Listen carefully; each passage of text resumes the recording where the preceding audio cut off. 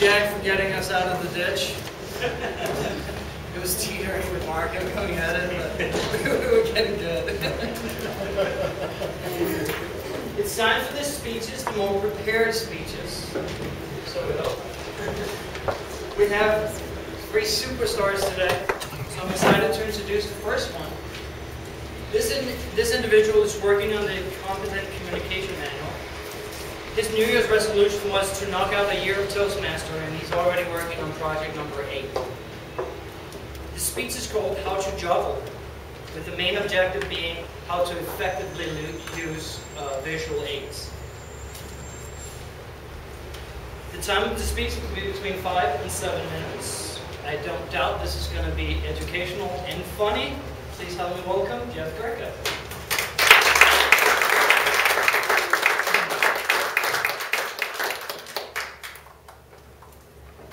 How many people here have been to a Cirque du Soleil show? Cass, where did you see Cirque du Soleil? In Del Mar. Del Mar. What'd you think? Fabulous. Excellent. Who else? Vegas. Vegas. Great. The good news is Cirque du Soleil puts on an incredible show. Today, if you thought that you were going to be learning how to be in a Cirque du Soleil show, I'm afraid you're in the wrong room. We will be learning a seemingly meaningless task that you'll probably never make any money in, aside from working kids' birthdays for some spare change on the weekends. In my speech today, I will be showing everyone how to juggle. Now, my experience with juggling starts when I went to my very first circus. My grandparents took me to the Lulu Shriners Temple in Philadelphia, Pennsylvania. And I remember when I was sitting there, probably 10 years old, with my grandparents, my grandfather knocks me on the arm. He says, "Jeffrey, did you know that the lions can jump out of the cage at any time?" Well, at this point, my grandmother takes her handbag and smacks him and says, "Dom, you're scaring the kids." The truth is that my attention wasn't on the lions that day. My attention was on these colorful, animated objects. It was the clowns. I was mesmerized when the clowns made every single person in that audience laugh. But I didn't take action at that point. My experience learning how to juggle really started when I decided to woo that 6th grade soon-to-be girlfriend, Chase Boogie. In the 6th grade, we had a medieval theme, and some people decided to be kings and queens. Oh no. I decided I wanted to be a jester. Me and my friend Greg Davis committed to each other that we would learn the art and science of juggling.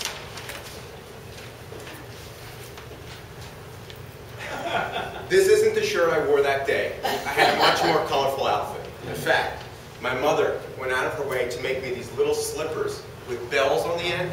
So I decided to wear the most colorful shoes I had to kind of get you in that spirit. As for juggling, there's a couple different aspects of juggling, but we're going to go through it step by step. So you will all leave here ready. God forbid you're playing golf and there's a foursome in front of you that's taking a lot of time. You'll be able to take out a couple golf balls, entertain your buddies, maybe for a drink in the clubhouse after. That's what we're going to learn here today. I went to Barnes & Noble this week and picked up a packet, Juggling Step by Step. For $10, good, clean fun at the local bookstore. What something is included in this package is a book, Juggling Step by Step, which has some wonderful pictures. Now, there's a little girl doing juggling, but that doesn't mean that juggling is not appropriate for people of all ages. It can be learned when you're young. And more importantly, the juggling balls. Sometimes they're different sizes, sometimes they're different materials, but this is really the fundamental of your juggling experience. But today, we're going to go through it step by step.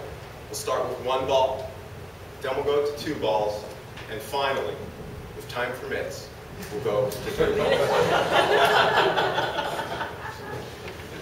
First and foremost, 1 ball. Legs spread wide, hand in the other, right here, just below or above belly button, whatever you feel comfortable with. And you're going to toss the ball about 8 to 10 inches above the head, and you actually want it to peak on the other side of where you're throwing it. Now, I know that everyone's pretty quiet, but if you could just give me a little more silence, there's this one trick I like to do as I master the art of juggling. I close my eyes to test my skill at landing the ball perfectly in the other hand. Now, 9 out of 10 times I hit this. Let's see what happens today.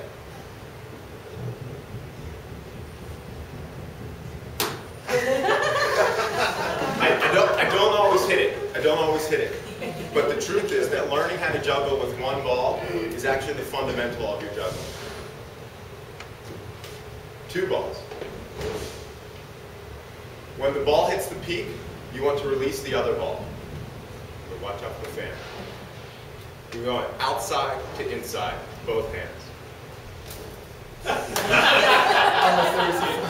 You don't want to practice with the fan nearby. 3 balls. This is where a lot of people, when they're learning how to juggle, give up. But those strong push through. Same things we learned with 1 ball, 2 balls, then 3 balls. Outside, inside, peak 8 to 10 inches above the head, scoop, and repeat. Oh, one thing I forgot to mention. Theme for today's meeting is score. If I should drop a ball, which is planned, we all yell score.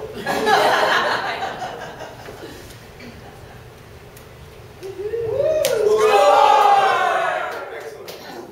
One final trick, catching it on the back of the neck.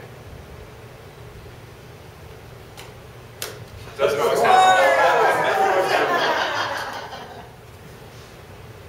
That is the fundamentals of juggling. 1 ball, 2 ball, then 3 balls. A little bit at a time.